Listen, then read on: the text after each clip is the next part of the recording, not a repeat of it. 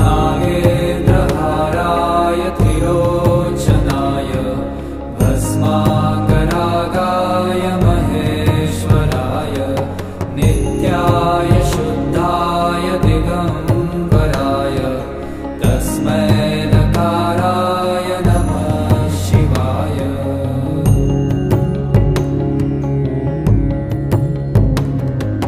मन्दाकिनी सलीलचन्दनचर्चिताय नन्दीश्वर प्रमथनाथ महेश्वराय मन्दार पुष्प बहु पुष्प सुपूजिताय तस्मै